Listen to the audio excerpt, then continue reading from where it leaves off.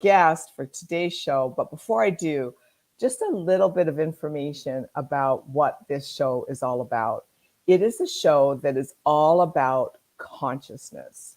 Consciousness is my word for self awareness, self actualization, paying attention to how you show up for yourself in your life and what you project out into the world with your thoughts and your emotions and your vibration and your focus.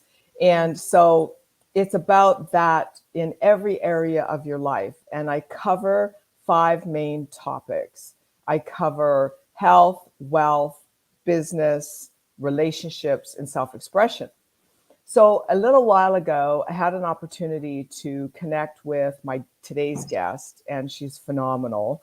A fellow Canucker that has literally taken on the system to retrieve her grandchild from Child Protective Services.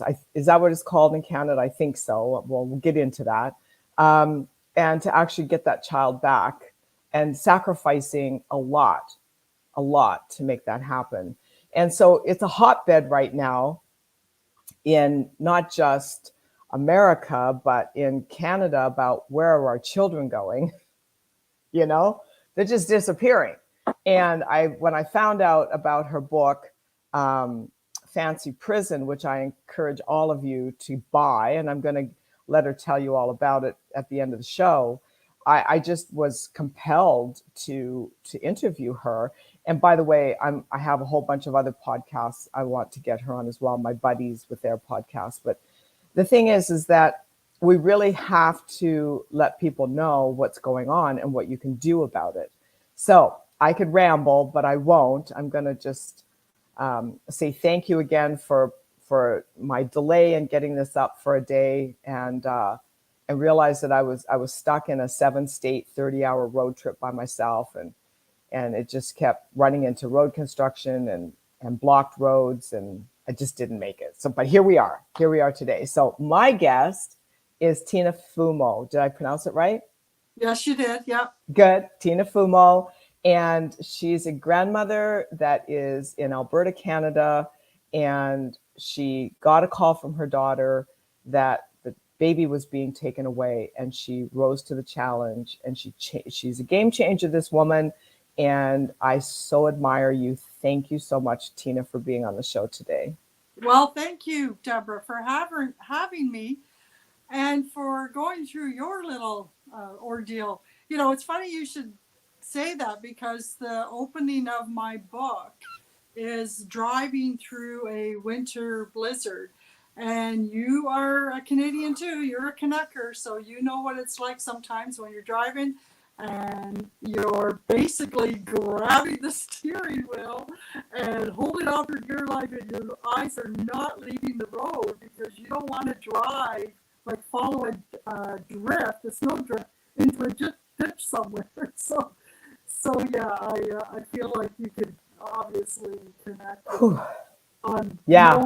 it's like driving through a winter blizzard. But yeah, that's how our story starts, is me driving from my home in Alberta, and my daughter had just given birth to a beautiful baby girl in the neighboring province of British Columbia. So we're neighboring provinces, but again, as you know, Deborah, it can sometimes take a day to drive across one of our provinces, depending on which province it is. So I started my journey. It was about a 10-hour drive, and I'm just going to correct you on that because it wasn't my daughter who phoned me to say that there was trouble. My daughter actually had this false sense of security, which was perpetuated by the system to make her. Okay, let me just pause you because Sure. we have some audio problems. So I'm not really sure what's going on with that. Let's just do a double check on our connection. I'm full bars. How are you? Are you full bars? I'm full bars. I hear some static though. Yeah, me too. Sorry, guys. Yeah. Sorry, guys, for the static. This is terrible. Yeah. Let me just see.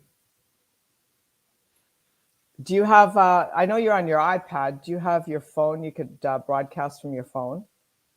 I my phone's charging right now, so I can't really do that. Yeah. Yeah, I think we have an internet issue. Um, so let's see. Let's just see how it goes. So maybe what we need to do, I'm going to have you log off and log back in, and I'll keep everybody entertained while you do that. Maybe you'll get a better connection from your end. Oh, do you want me? Maybe shall we go and do what we did before? Shall I go and plug in the headphones again and see maybe if that takes away the static this time? Try it. Try it right Yeah. now. Hang on, everybody. We're fixing audio. You know how it is in the world of Wi-Fi. We are troubleshooting. Yeah. There we go. That might be better. Testing. 1, 2, testing. I still hear the static. I think that's the same. So I think what you're going to Yeah. have to do is disconnect and reconnect, and I'll keep everybody entertained. So just log out and log back in. Okay, sure. Yeah. And do you have something that you can not run off of Wi-Fi, but actually hardwire your device to a wired connection into the wall? Um. Actually, you know what? I just realized I have maybe my laptop, but I find my laptop is worse than the iPad. But we need to have it wired into the wall, not a Wi-Fi. Can you do that? Yeah. Okay. All right.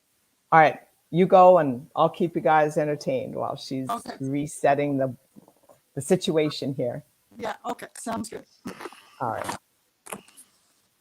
Really good. All right. So I'll share a little bit with you about what I've been up to this last little while, and then Tina will jump back on. I had this really incredible experience. I want to just talk a little bit about law of attraction and how we create our own reality, because at the end of the day, that is all about consciousness, right?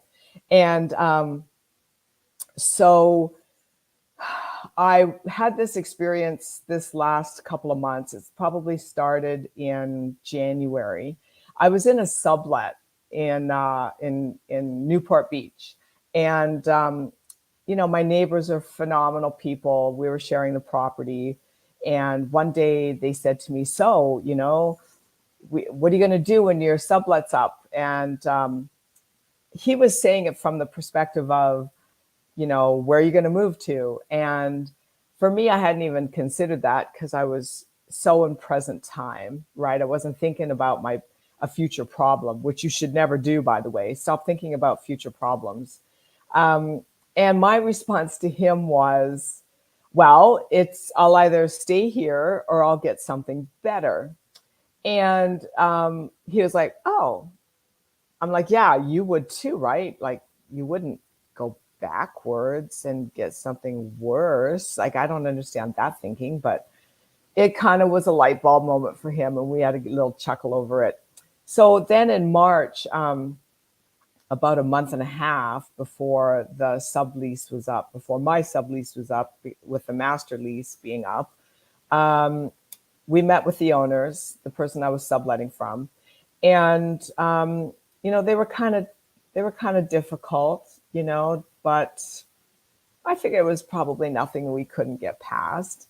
And long story short, we had a lease in place for a renewal. We agreed on a price, which was much higher than what the master lease was for, but it wasn't as high as what they thought they wanted to lease it for. And they sent me the electronic lease, and I couldn't open it. Like, I just could not open it. It was in a DocuSign, and it just was sitting there spinning. When your internet looks like it's not connecting and it's spinning, but everything else opened. I tried it in every browser. I'm like, oh my God, I have to get this done. So finally, I went back and forth with them. I sent them screenshots by email. I said, listen, I'm really sorry. I can't understand why this is happening. I've used lots of DocuSigns in my business. And then their response was, no worries. We're coming by tomorrow anyway to do a walkthrough for the the master lease holder so we can refund his security deposit. We'll just bring the hard copies with us and you can sign them. And I'm like, perfect. Really awesome. And by the way, tell me how the audio is doing, you guys. Leave me a comment so I know how things are going here. So the next day they show up, and an hour before they get there, and I've got a client sitting in my living room that I've been doing a strategy session with, the CEO of a bank, and I get an hour before they show up, I get an email saying, you took too long to sign the lease, so we've decided to put it on the market. And I'm like, what? I don't understand. How is this possible? And so I was like, oh my God, I can't believe they're pulling the rug out from under me just like that, right? They show up and they have no documents, of course, but here's the kicker. They bring their realtor to do a walkthrough to lease it. And they didn't let me know that they were doing this. So he's like the first one in line at the door when I opened the door, and I'm like, I did not sign up for this. So that was that, people. That was that. And I took a day or two to calm down. I was pissed. You know, it's just like, who are these people? After the realtor left and the master leaseholder left, I had a conversation with them, and they're like putting it on me. You know that conversation you have with someone when they've done something untoward, and they stand there and they look you in the eye and they lie and they project that it's all your fault, and they don't make any sort of acknowledgement of their part in it. That's exactly what they did. And I'm just like, who are you people? I don't know who you people are. You're different people than were here before. And this has to be about something other than what I've done or not done, because I did everything you asked me to do. And so it has to be about money. See, this is what happens when you get greedy. You walk over people. You don't care how other people feel. You just like kick them to the curb and go for the bigger dollar. And man, I'll tell you what, I was like, have you ever been that angry that you just could run a marathon and probably beat the top marathoners in the world? So I was in that space.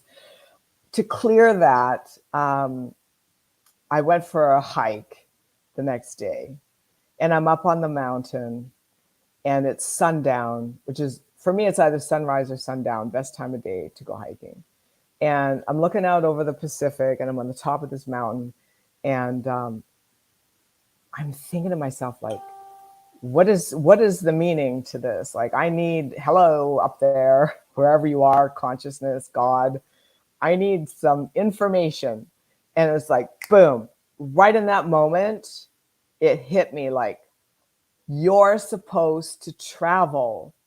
You're not supposed to sit here in this.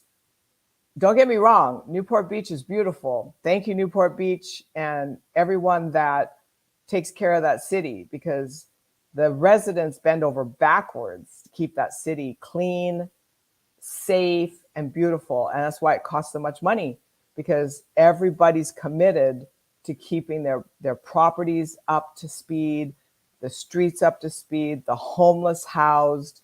I mean, there's a lot of money that's spent on keeping that storybook beautiful space. And so I'm up on this mountain, and I'm like, you, Deborah Peters, are supposed to be out in the world making a difference in people's lives. Yes, this podcast is fantastic and I love it.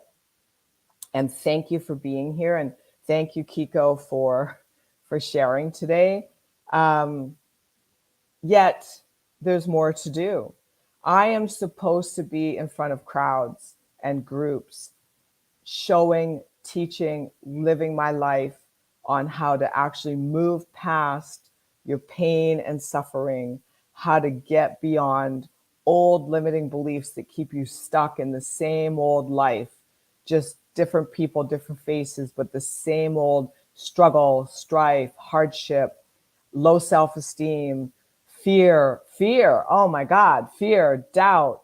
And I said, okay, I accept. I'll do it. I accept the mission. Mission Impossible. You got to go watch some Impossible reruns on YouTube from the 60s. I watch those all the time, and it's like, get smart. You know, he was just like, do you accept this mission? Yes, I do. So it's really been that experience. And you know, I negotiated they wanted me out in 9 days, if you can believe that. They wanted me out in 9 days. And I said to myself, I really need to negotiate some time here. So this, past week, I ran my leadership and management training in Newport, sold out crowd. We did a full day of repatterning and rewiring. And then I did a 30-hour 7-state road trip. And here I am in Tennessee. And this is the beginning of my speaking tour across the nation. So the whole point of it is to give you tools to live the life you want to live, not what somebody tells you should live. To give you the tools to prosper, to thrive, to stop living in poverty, to no longer buy into the world's agenda, whoever's running that agenda to keep you small. So now we've got an echo, and I think that this may be an issue because I've got people sending in messages that now we have an echo. So just talk for me, Tina, and let me know how you're doing there. Oh, testing. Yeah. Well, it took me a while. Sorry, because I find I have more problems with my laptop than the iPad. But no, this is good. Can you hear me? Okay. All right. Yeah. So I've got one of our listeners, Kiko. How's it now when she talks, Kiko? Can we roll this show out today, or do we have to reschedule this? I want to make sure, because this is a really important topic, and I really want the audio quality to be top notch here, so that when people listen to this, they stay tuned in for the entire duration of the interview. So, okay, he said it sounds great. So that's all we needed to do was just change up your equipment. Thanks. So Thanks, now before we got it. So before we jump into where you left off, just give us a sound bite. So I want to back up here from the beginning. So you were living in northern Alberta, Edmonton. Yes. And your daughter was in Calgary. No, my daughter was born and raised in Banff. But where was she living when all this happened? She was living in a small town in British Columbia. So she was in British Columbia. Okay, got it. I don't even mention the town because it's not really relevant to the story. No, but it's good for me because I know Canadian geography like the back of my hand. And I like to get a visual. And I think we have a lot of Canadian viewers that also. So where was she in British Columbia? So, again, I don't mention the town in my book, but let's just say just outside of Kelowna. Okay, good. I get it. Small BC town outside of Kelowna. Yeah. Yeah. So she was living there, and was this her first child or? Yes. Okay, so her first child, a single mom or married?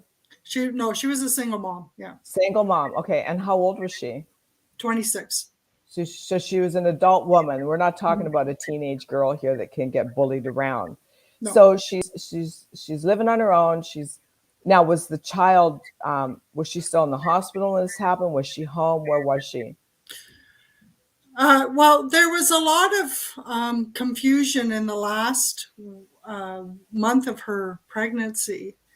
And actually, this is starting to be more and more in the news with class action lawsuits.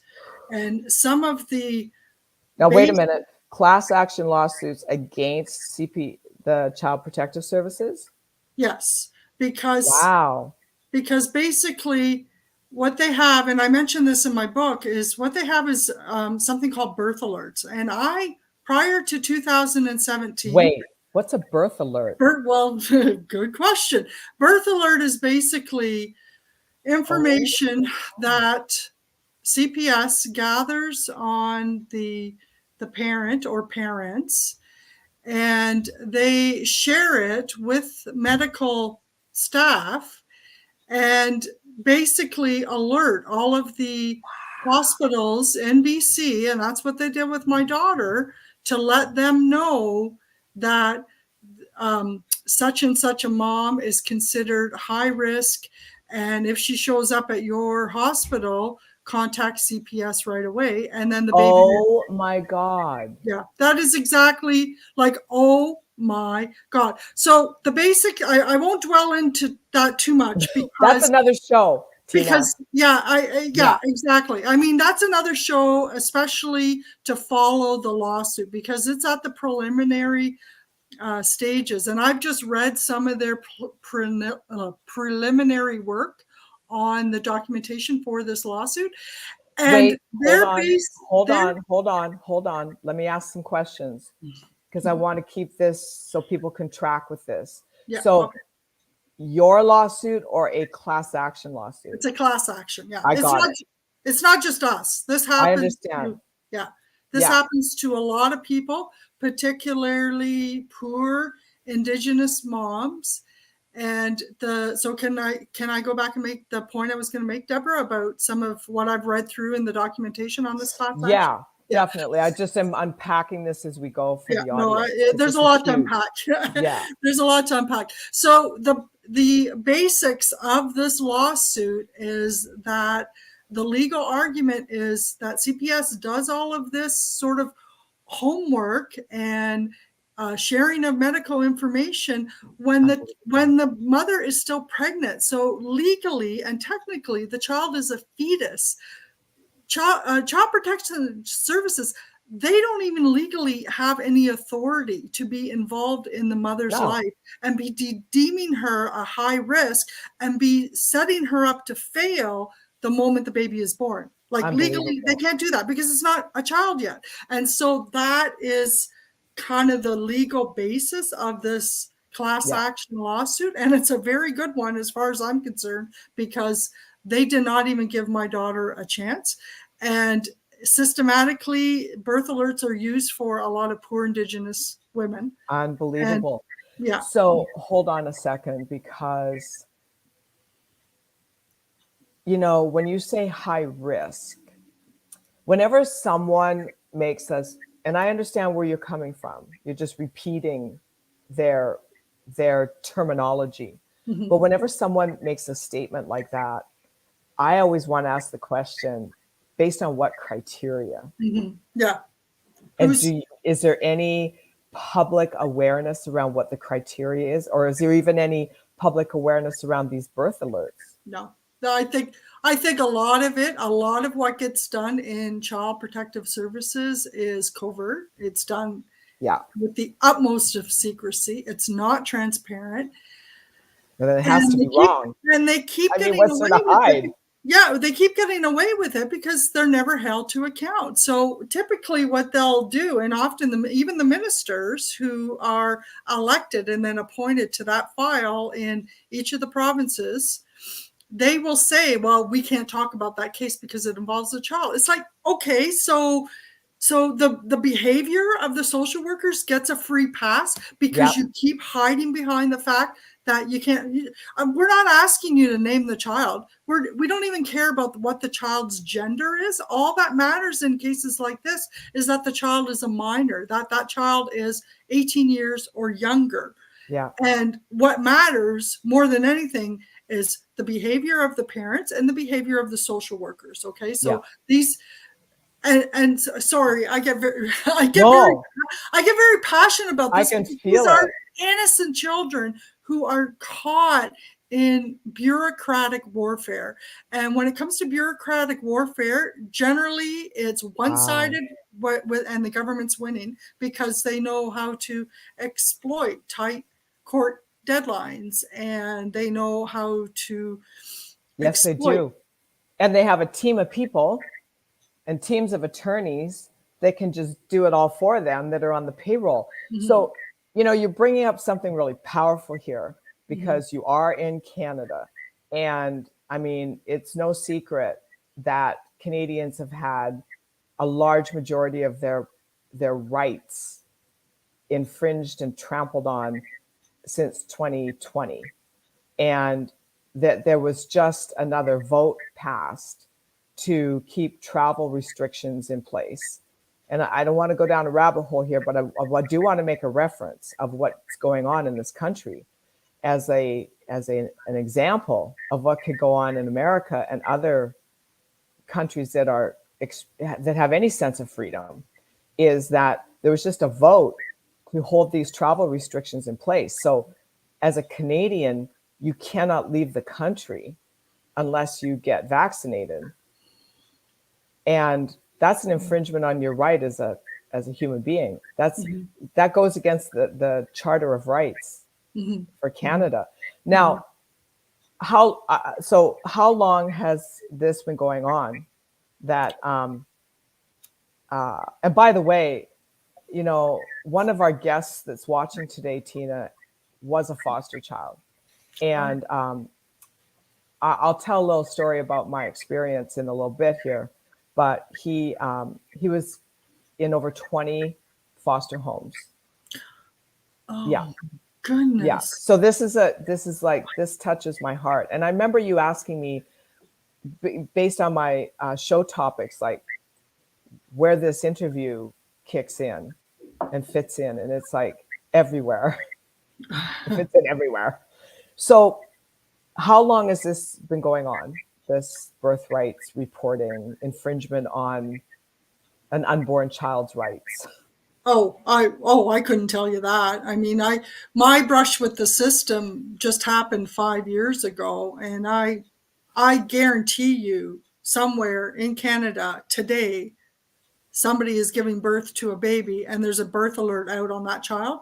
And I mean, for example, in Manitoba, and they keep, like, I don't know, it's so much to get into and unpack. Yeah. But I mean, they We'll get do a into series. yeah, We'll do a series. they get into like paying lip service. So a lot of the provinces are saying, oh, well, now we've stopped doing these birth alerts. But then say, for example, I heard in Manitoba that, okay, well, actually, they're saying that they're stopping the birth alerts, but technically what they're doing is waiting until the mother leaves the hospital and then they apprehend the baby in the parking lot. So to me, it's like, wait, you guys are missing the point here. Okay. You need to start addressing this, like, individual human rights with a lot more compassion, okay, and actually helping people, because I saw no evidence of that. To me, it was like, no, they just set my daughter up to fail. They waited for her to make a mistake. I personally experienced no evidence of them working with the families, taking the child as a last resort. Like, there should be like a million and one other things they do until they actually apprehend the baby. But I saw no evidence of that. To me, it seemed to be the first thing that they did. Like, boom, and cause all this. of this, like, basically shatter our lives and watch us pick up the pieces of our shattered lives while we build a case to fight to get back a child who already belonged to us. So, like, that's kind of it in a nutshell. But it was, I am telling you, it was the most stressful year of my entire life. I tell people it was the best and the worst year of my life. The best year because I became a grandma, but the worst year because I had absolutely no idea what we were about to. And I bet you found your power, and I bet your daughter has a new level of respect for you. And you taught her as a woman how powerful you are, and every woman can be that powerful. You taught her so much more than any, this experience is an example for all women. So, okay, so just to kind of back up, because I'm making some notes here, and I want to make sure we get as much of a baseline for this story built as possible. and then I'll have you on again and we'll dig a little deeper. So, okay, so your daughter, she's doing her regular doctor visits throughout her pregnancy. They've plugged her into the system. They're waiting. So then, does she give birth in? So a couple questions. Does she give birth in a regular hospital, and then is that where the child is taken from her? Yes. No. Sorry. I was following your train of thought, and then yes, they tried, but now I have to introduce Suzanne, who is Suzanne. It factors heavily in our story because she had a tremendous amount of experience dealing with the system. Who's Suzanne? I don't Suzanne, know about well, Suzanne. Suzanne. So yes, she is our an old friend who became our biggest advocate because I was just totally blindsided by Oh, all I'm of sure. this. And if we didn't have Suzanne, I really don't know what would have happened in our case because she knew every single dirty trick that MCFD would pull. Wow. Yeah. So She was it a was step ahead of them. Yeah. So, and I'm sure at the time the social workers kind of wondered, like, what, how did they know to do that? Or what, they're not making any mistakes. And it's like, we're not telling you, we're not telling you the kind of coach that we have, because it's hard for me to explain, but she was with us every single step of the way. Let me jump in. This is really important information because I know how people think. I'm a human engineer. I've been coaching people and helping people repattern their lives for over 25 years.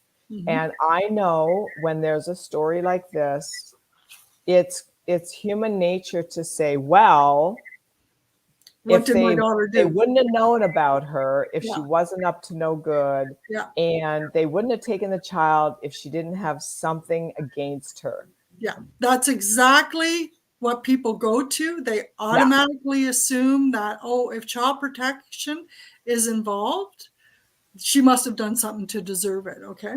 So I'm going to answer that question, Deborah, by elaborating a little bit about my confusion when I dropped my life and drove through that blizzard and got to that town trying to get some straight answers out of CPS. In BC, it's called, and by the way, it's called MCFDs, which is Ministry of Child and Family Development. Yeah. So trying to get some answers out of these social workers and out of MCFD, and they were not giving me straight answers. They treated me like crap, like I had no right to my own adversary. Yeah, exactly. And so up until then, so part of the whole birth alerts is that they get access to medical information, again, which is questionable whether or not legally they should be having access to it, because technically the child is still a fetus. And they got into my daughter's medical records and they did urine tests when she was pregnant. We suspect, again, I was not given any straight answers at all. We suspect that they got a hold of the urine from her pregnancy and they were testing for like crack or drugs or meth or whatever, clean. Like it just came back with, actually, they said that they found opiates, and that's what they said to me, making me think that, oh, my daughter's a drug addict. Yeah. But actually what it was my daughter had accidentally taken Tylenol 3, not realizing that there was codeine in it. So that showed up as technically an opiate, but that it was an oopsie, and that's not evidence of long-term meth use or long-term drug use while she was pregnant. She was going to doctor's appointments. She was taking vitamins. She was eating healthy. She was taking care of herself when she was pregnant. She was not a drug addict, but they just tried to plant these seeds of doubt and let me connect the dots and come to my own conclusion that, oh, my daughter's a drug addict. Yeah. So they tested the urine. That came back clean. After the baby was born, they tested the umbilical cord again. That came back clean. Plus, the baby's healthy. Plus, my daughter's telling them, I don't use meth. I've never touched the stuff. I never will. So when I arrived into that town, all of these tests that they had done still wasn't good enough. They still sent out the placenta to a lab to have it tested. And setting my daughter up to fail, planting all these seeds of doubt in me, because we never got the results of those placenta tests, because they were able to order those tests to prove their case. But when we went back to try to get the results, we were denied. This is ridiculous. This is ridiculous. This is okay. Hold on a second. Yeah. Hold on. So they came to the home and took the baby. How old was the baby? The baby was 2 weeks old. Yeah. Oh my God. 2 weeks old. That's just horrific. And any warning, any communication, or did they just knock on the door? I was blindsided. Yeah. I was. So you were there. Mm-hmm. So, okay. So what prompted you to go there in a blizzard? Did she call you and let you know they were hot on her trail? Or? No, it was Suzanne who called me. Suzanne, she just knew that. Suzanne's exact words to me were, Tina, get here now. In my experience, it's a lot more difficult to get a child out of foster care than try to prevent them from going into foster care. And again, you can't imagine my confusion, because I'm like, my daughter wants this baby. Like, what is going on? Like, foster care? Like, no. So Suzanne alerted you because she knew that something was going to go down, because it's normal. Because it's normal. Yeah, she knew that they were going to take the baby. Yeah. So she told me to get my butt there now, because she knew that I had more rights as a grandmother than anybody else. Yeah. How, I mean, I don't know if you have any statistics on this, but how many babies are taken? Yeah.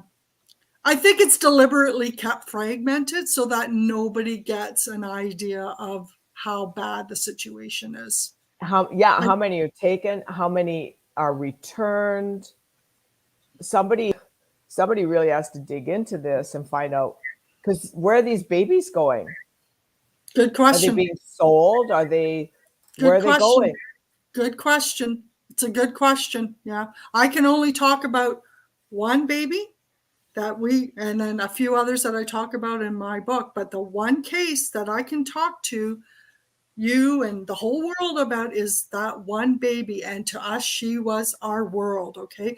But I can't tell you about all the other babies. I can't tell you the mistakes parents made and how much social workers intimidate them. I can't tell you where the babies go if they get returned, how many times they get moved. Like you talked about your friend who was in the foster care system, how many times getting moved 20 times. How is a child supposed to have any sense of grounding and stability and knowing who their parents are, knowing who they are?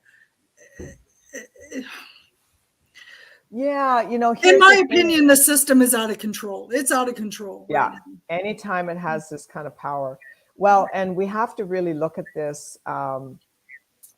First of all, this is not an isolated situation. That's pretty obvious. Secondly, since 2020, we've really, as a humanity, started to wake up and to face the atrocities that go on in this world and how we treat each other. We're all connected on some level. Mm-hmm. And so when you have a system can't run on its own. It has to employ people to lower the hammer of what the system says the rules are. And, I just can't even imagine what human being would want to work for a system and do this kind of work. I just, who are you? While you were resetting your device so we could do the show, I was telling a story about an experience I just had with a potential landlord and how they lied and projected and tried to make our lack of excuse me, lack of a deal be my fault when actually it was them and their greedy behavior. And I just think, if there is such a thing as a reckoning coming, there's a reckoning coming for people that really purposefully and consciously take advantage of people and their lives when they're most vulnerable. Hmm. Hmm. And that's what I've given birth. There's nothing more, you're never more vulnerable as a woman than when you give birth to a child. Yes, I 'Cause agree. your hormones, your chemistry of your body, your brain, like the way your entire body and psychology, emotions, thoughts, everything is dialed into the birthing of that child and the giving life. You're giving life to another human being.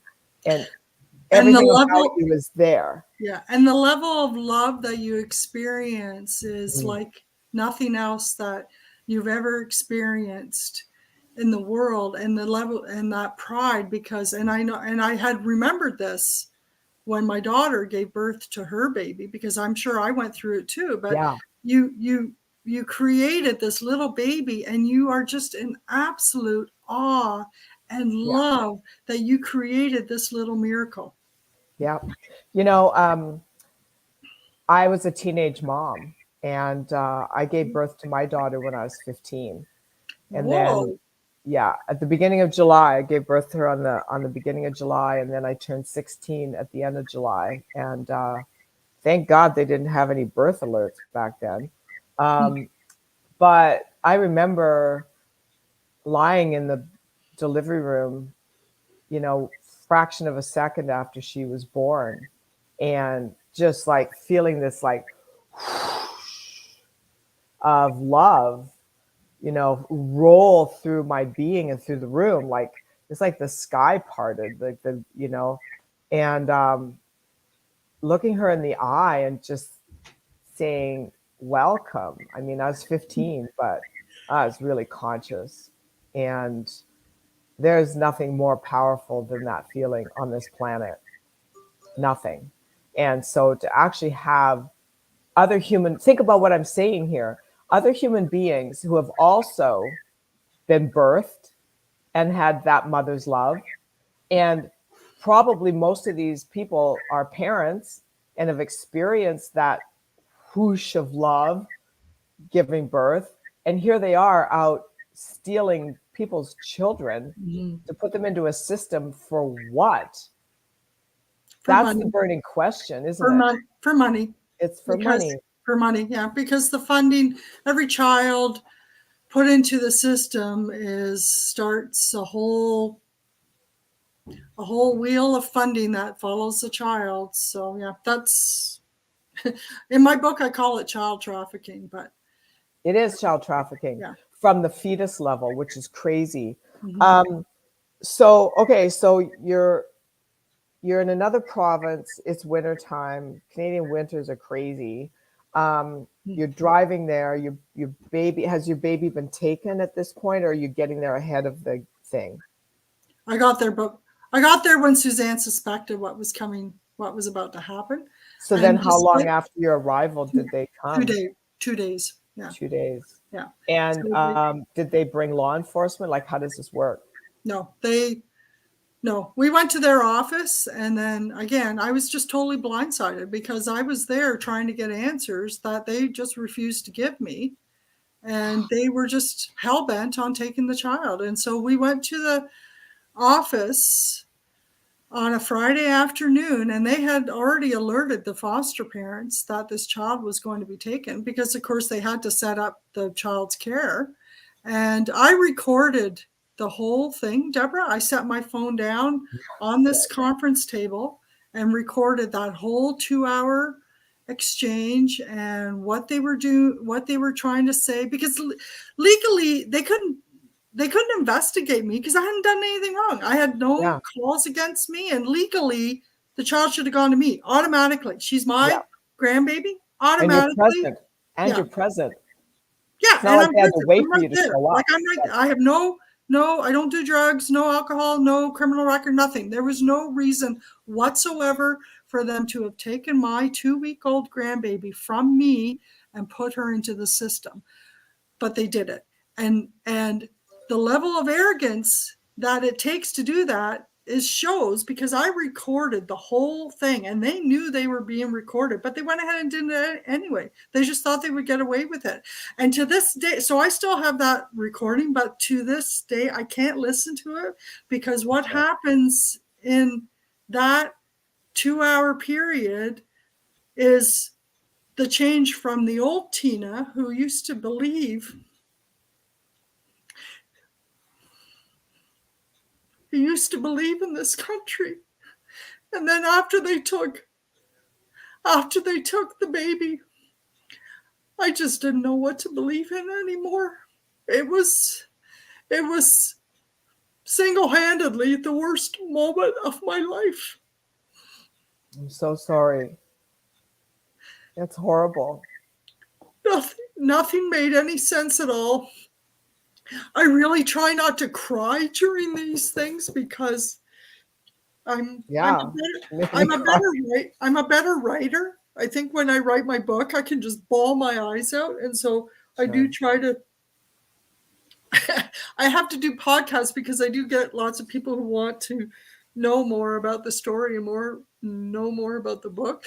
But then, you get on podcasts and you get makeup running down, and it's a whole other ballgame. But wow. I am so sorry. Don't apologize. We just need to do something about this, because this is just ridiculous what we had to go through. I had to drop my life.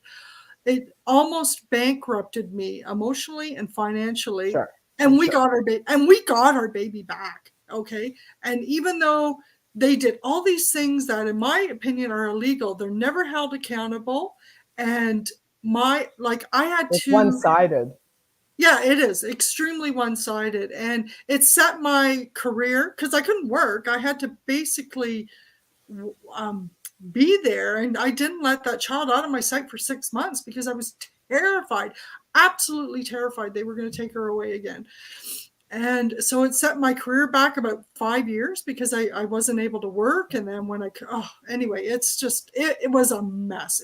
They put us through hell, and they're never held accountable for it. This is ridiculous. And at the end of the day, the joke is on us, because it's our taxpayer dollars that are paying for this nonsense. You're paying them to steal your grandchild and pay the salaries of the people that turn your entire world upside down and put a brand new baby in a strange environment with people that who knows what they're about. I mean, we hear tons of stories about foster care. Yeah, and we were lucky. The foster parents who our grandbaby, my grandbaby went to, they were nice people. You could just tell. But at the time, I didn't know. Like, at the time, they were strangers. You don't know.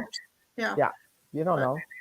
And it's crazy to me that they would go with a stranger before they'd go with a blood relative that is an upstanding citizen. Yeah. So that tells me there's an agenda, and that agenda is sinister.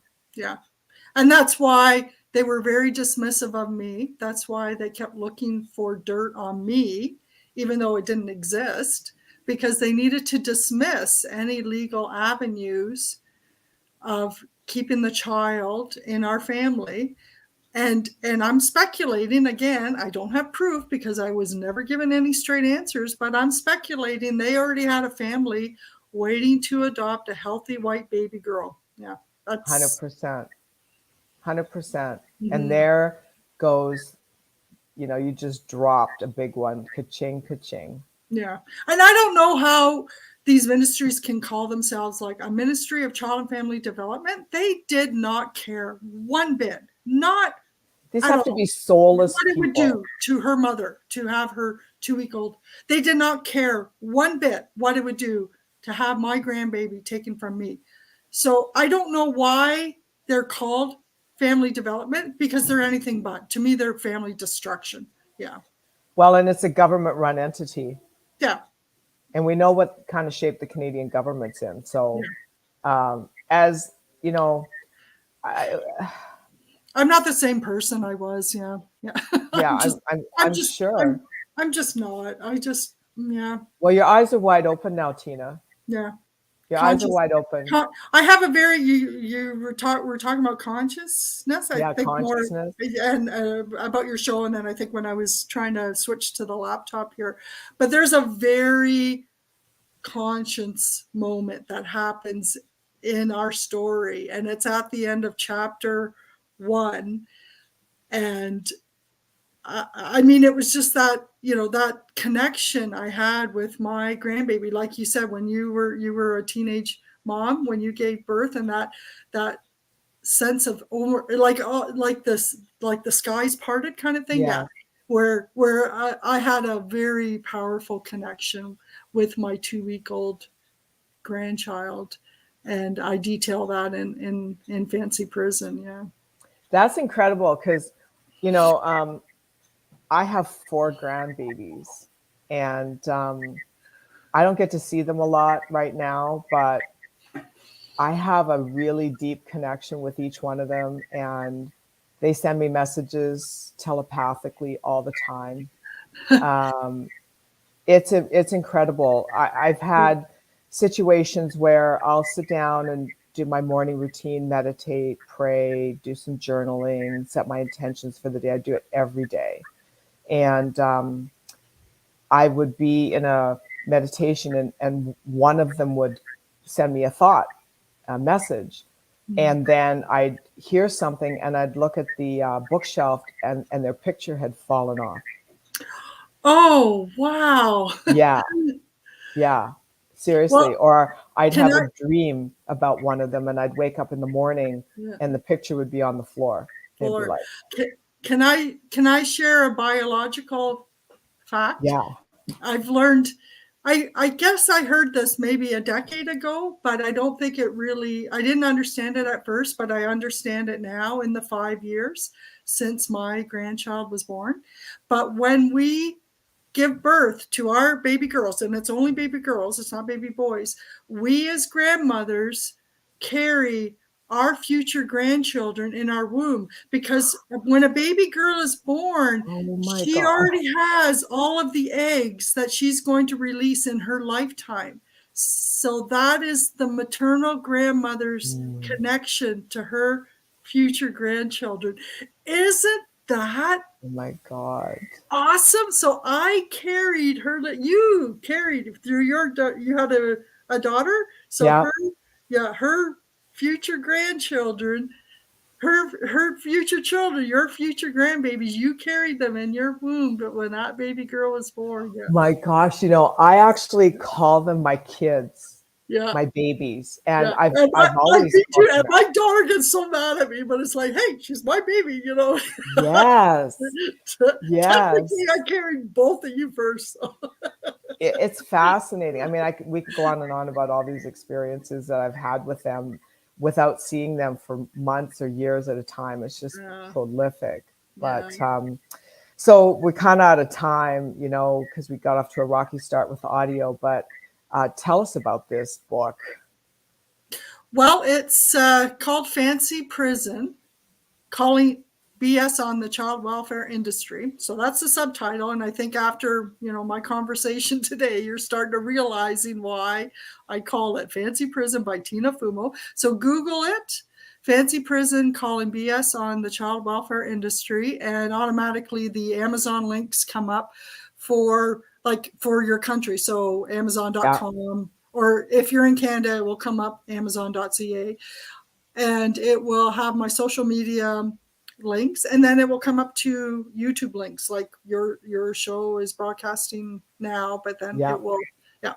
So Well, yeah, and also my assistant will do tons of show notes on this after the fact for the recording, because This show lives everywhere on every major podcast platform: iTunes, Spotify, Buzzsprout, SoundCloud, YouTube, LinkedIn. I've got like 20,000 people on LinkedIn that follow me. Facebook, like this is everywhere now. And this is just the beginning of this conversation. I have to say that in all transparency, I did not get to read your book, and thank you so much for so quickly sending that to me. I started to go through it to make notes for the interview, and then I had a client at my house with his wife, and they are foster parents to an 11-year-old boy that they're having a real challenge with the system here. And I told her about you when she was, because they've shared, in the growth of their business, their household and personal lives, being foster parent and then having other children as well in the house. It's some days it's really overwhelming for them to continue to grow their company. And one of the exercises I gave the husband was a writing exercise on clearing up some of his childhood trauma so that he could better understand his own foster child's trauma. And I just felt compelled to give her your book. So I didn't get to actually read it line by line, but I will definitely do that. And I really would love to have you back again. I feel like we've just opened up Pandora's box, and we have some more work to do around this. Any way I can support you and every child in this world that gets taken from their mother illegally like this, definitely I'm happy to support you. Yeah, well, Yeah, there's definitely a lot of work to do, and yeah, I mean, ours is just one story, and it had a happy ending. But I can assure you, for our story, there are 10 out there that they don't have happy endings at all, exactly. and fancy prison calling BS on the child welfare industry. I put my heart and soul into writing I that book bet you because did. it was just such an eye-opening experience. I bet you did. Oh Mm. my gosh. Thank you. Tina Fumo, everyone. Thank you so much. Fancy Prison. Get the book. And remember, for all of you, stay awake. If this is not a message to stay awake in your personhood about what's going on around you, what's going on within you, what's getting projected at you, what you're projecting, this is the mother of all messages to actually get into being alert and awake and conscious, which is what this show is all about. And my name is Deborah Peters. Thank you so much, Tina, for being here. And I will see you all next time.